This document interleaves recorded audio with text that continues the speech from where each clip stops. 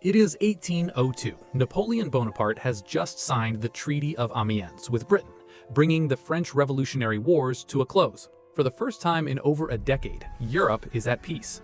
Napoleon is First Consul of France, enormously popular, and by any reasonable measure has already achieved more than most men could hope for in several lifetimes. So naturally, he decided to keep going. This raises an obvious question. Why couldn't Napoleon just stop? Why did a man who had everything, power, prestige, the adoration of France, keep pushing until he had lost all of it? To understand that, you first have to understand what Napoleon's power actually was. Napoleon had risen through the chaos of the French Revolution, not through birth or inheritance, but through war. He was a Corsican of minor nobility, not a natural heir to anything French. His authority rested almost entirely on military success. Victories made him legitimate. Defeats, in theory, could unmake him entirely. The French had just spent 15 years executing people who lost their grip on power. Napoleon was very much aware of this. This created a structural problem that would define the rest of his career. In order to maintain his grip on France, Napoleon needed to keep winning. In order to keep winning, he needed to keep fighting. The moment he stopped, his enemies, both foreign and domestic, would have the chance to regroup and ask uncomfortable questions about why a Corsican artillery officer was running Europe's most powerful country. The Peace of Amiens lasted about 14 months. Then, war resumed. In fairness, Britain was not exactly a passive participant here. It was uncomfortable with France dominating the continent, had refused to evacuate Malta as agreed, and was openly supporting Napoleon's enemies in the meantime.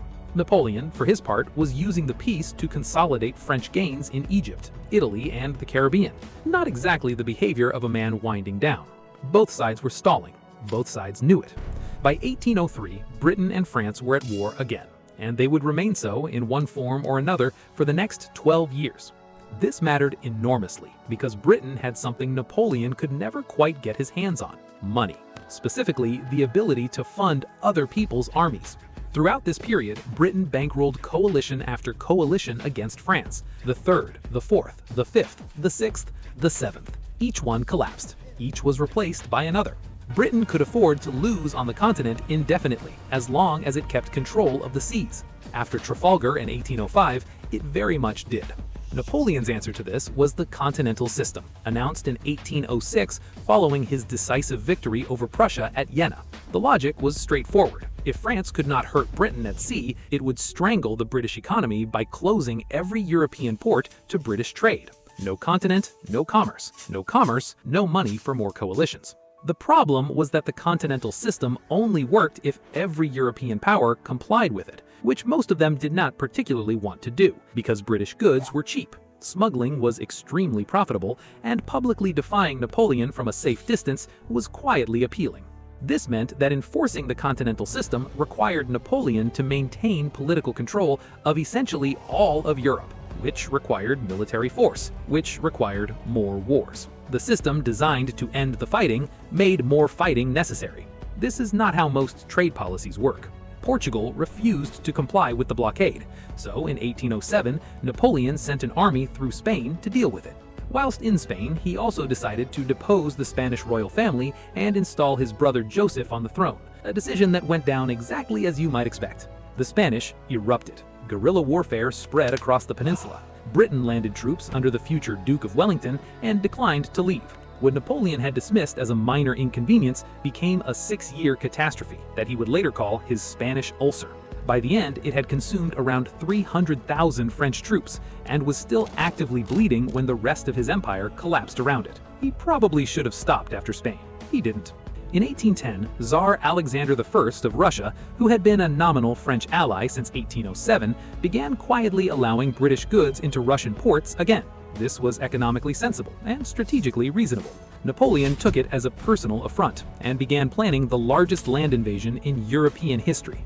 In June of 1812, the Grande Armée crossed into Russia, around 600,000 men, the largest army assembled on European soil to that point. By December, fewer than 100,000 returned. Russia had not so much defeated the French as allowed the winter, the distances, and the Russian practice of burning everything useful before retreating to defeat them instead. Napoleon entered Moscow and found it on fire. He waited 5 weeks for Alexander to surrender. Alexander did not surrender. He retreated through the worst winter in a generation and watched his army cease to exist around him. He lost more men in Russia than France had lost in some entire previous wars. He probably should have stopped after Russia. He didn't. In 1813, Prussia, Russia, Austria, Sweden, and Britain combined against him.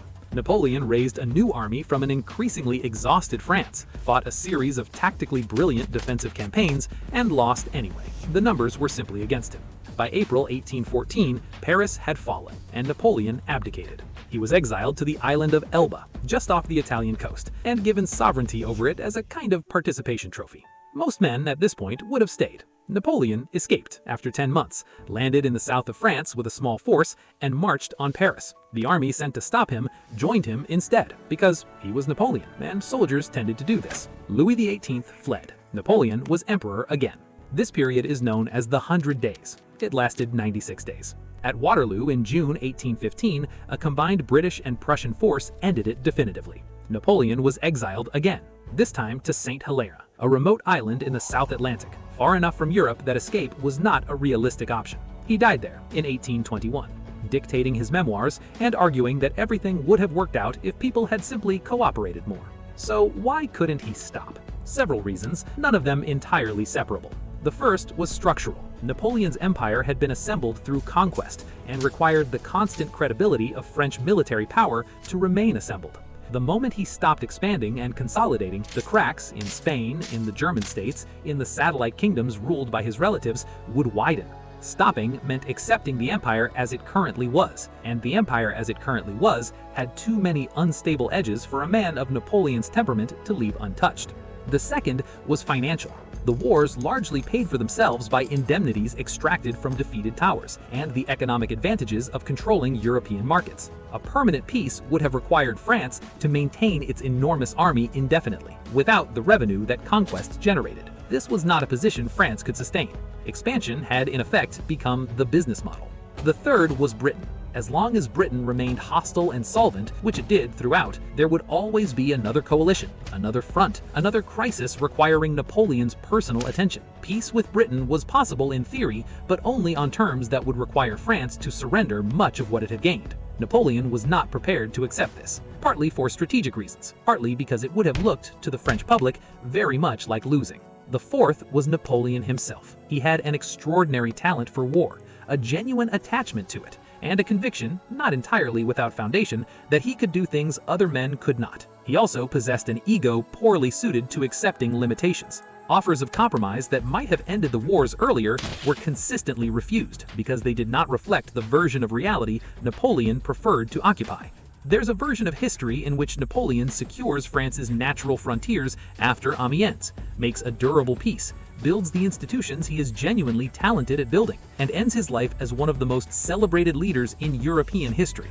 That version required Napoleon to be a fundamentally different person. Instead, he kept going until there was nothing left to go with. He ended his days on a small island in the middle of the South Atlantic, complaining about the climate, the English governor, and the general ingratitude of history. Which is, by any measure, a remarkable outcome for a man who had briefly controlled most of the known world. The irony is that his legacy outlasted his empire considerably. The legal codes he introduced reformed law across Europe and beyond. His administrative reforms shaped France for generations. He reshaped Europe more thoroughly in defeat than most rulers managed in victory. He just couldn't stop trying to